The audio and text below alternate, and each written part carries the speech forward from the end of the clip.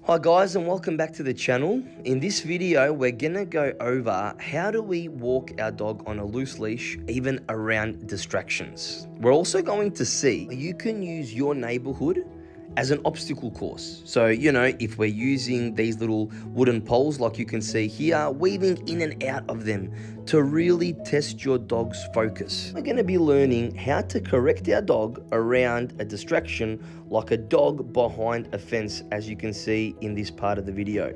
These are all the things we're going to go over in this video. So, to make sure that our dog follows us as a leader, we need to make sure, first of all, that we are checking in with ourselves.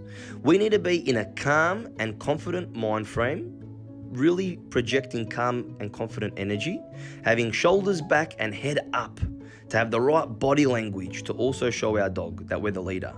Loose leash, not tight at all, because this will basically always show our dog that we want them to be calm as we are calm by the lead being loose, not tight. If we pull on the lead, our dog will pull even more.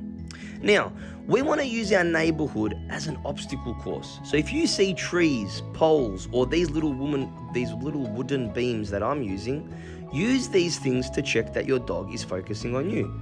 Now you can see in the video my hands on my chest, and I did that because I want to show you guys that I'm not actually controlling Bingo with the lead. He's just following me. If he goes too far, I'll correct him with my knee or a little tap of the foot to snap his brain out of it. So he did really well in this part. As soon as we finish here, we get to a house where there's a dog behind the fence. As we can see there, Bingo is he's already alert. You can see his head's up, right? He's already alert and he wants to say hello to this dog. Tail's right up. Bang, I correct him because when I stopped, he left me. When we stop, your dog needs to stop. He leaves me again, so I correct. Now remember, corrections are never a pull. They are a whipping, snapping motion to the side. Every time he pulls ahead, I correct. If he stops, then I know he's focusing and he gets a reward.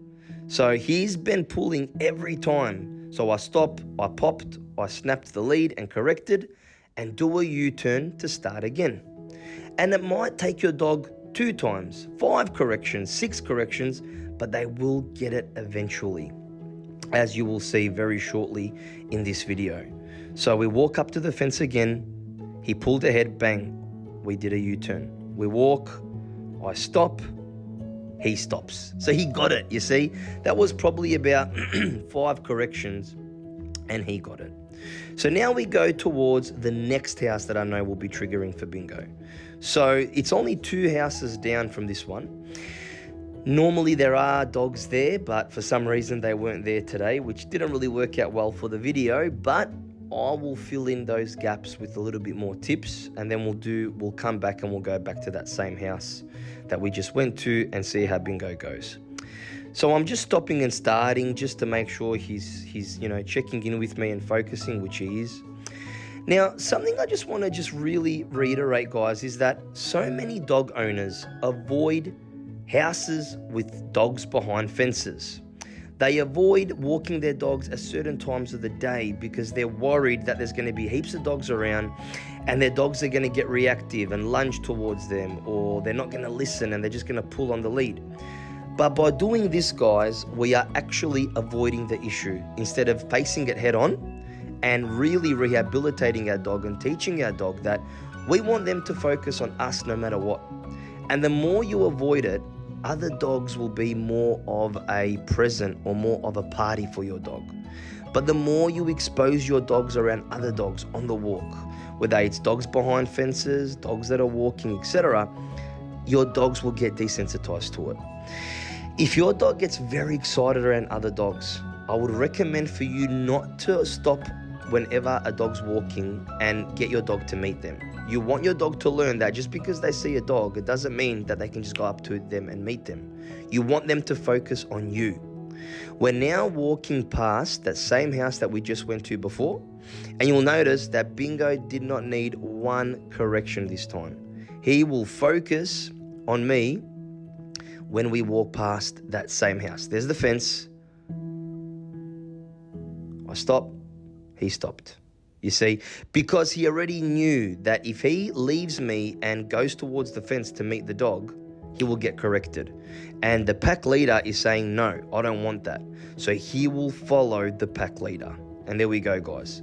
So try this with your dogs. Get out on a walk when there's heaps of dogs around. Go around parks where there's heaps of dogs. Walk past houses where dogs go mental. And walk with your dog and stop around those triggers. If they leave you and want to pull away, you correct, you do a U-turn, and you do it again and again until they get it. You need to correct your dog in order for them to learn. If you don't put them in a situation where they can't be corrected and are not exposed, they're never going to learn. I'm about to show you soon as well that you can slowly start to get rid of the halty and even walk your dog on a flat collar, which is really the hardest tool to use on a dog, because the flat collar doesn't give the dog any communication regarding corrections, and the neck is so strong and it can also hurt their throat. So it's not a good tool to use when you're training. But once your dog is trained well enough, you will be able to walk loose leash even on a flat collar. So you'll see what I'm about to do. I'm going to walk around and I'm going to do heaps of U-turns and stopping and starting to see if Bingo is going to follow me or is he going to go off and do his own thing. So we'll see how he goes. So I walk forward, do a U-turn. You'll see that, there you are. And he's following me every time, no correction needed. Before. Now, I might have missed that actually because of my vision, my good old vision, but you saw it anyway. And I even got him in a sit and a drop and he did fantastic. So this is what you need to do, guys, to train your dog to be on a loose leash, even around distractions, guys. And look at that, he's even focusing on me here. I actually saw that one this time. That's why I'm called the blind dog whisperer. And every time I stop and start, he follows. So guys, if you got a lot out of this video, please like and subscribe. And watch plenty of more content from me, the blind dog whisperer, in how to be your dog's pack leader and have the dog of your dreams.